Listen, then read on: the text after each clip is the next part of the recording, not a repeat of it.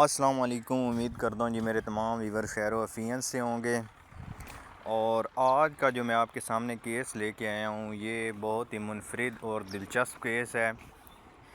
ये ख़ास तौर पे बकरियों में पाया जाता है। भेड़ों में भी होता है, बकरियों में भी होता है, गाय भैंसों में भी होता है लेकिन कम होता है। लेकिन इसकी रेशो जो है ये ख़ास तौर पे बकरियों में काफ़ी ज़्यादा है।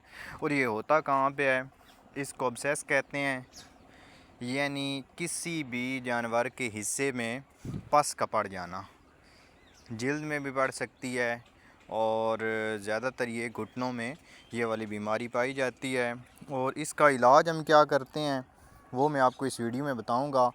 तो मेरे नए व्यूवर से गुजारिश है कि चैनल को सब्सक्राइब कर लें ताकि मेरी नेक्स्ट वीडियो की नोटिफिकेशन आप तक बआसानी पहुंच सके।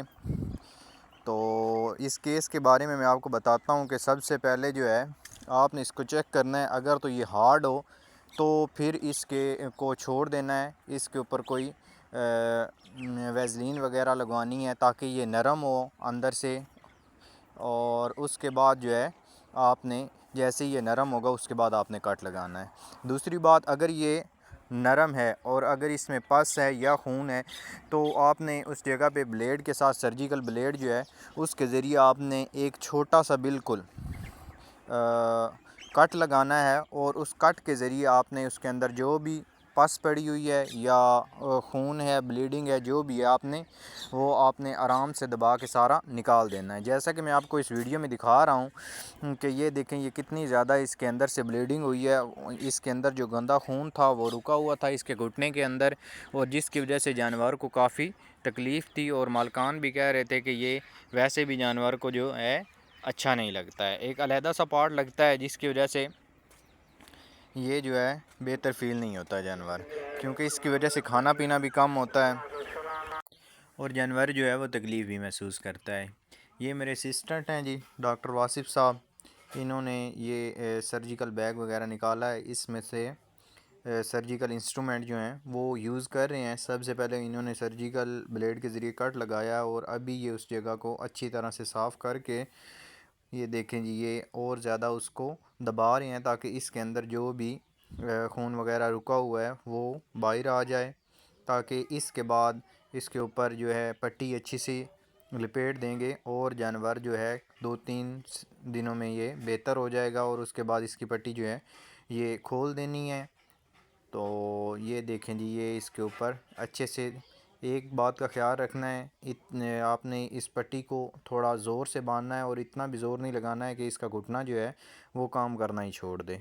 इतना बांधना है। ये देखें वो साथ में थोड़ा सा घुटने को नीचे करके साथ में चेक भी करते हैं कि आया कि हम इतने ज़ोर से तो नहीं बांध रहे हैं कि जानवर जो है बाद में उसको घुटने की तकलीफ़ होना शुरू हो जाए।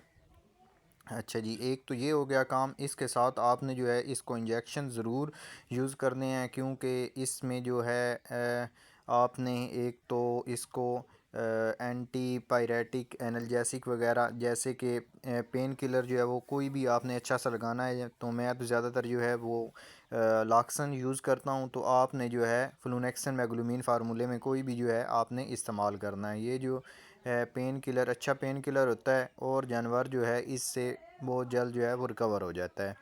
तो साथ में इसके आपने पेंसिलिन इस्तेमाल करनी है, procaine penicillin, benzyl penicillin, streptomycin, कोई सी भी आप जो है यूज़ कर सकते हैं। वो जानवर के जो ज़ख़म के लिए बेहतर होती है, उससे जानवर का जो ज़ख़म है वो बहुत ही जल्द रिकवर हो जाता है। ये देखें डॉक्टर साहब ने जो है कहाँ मुकम्मल कर दिया है।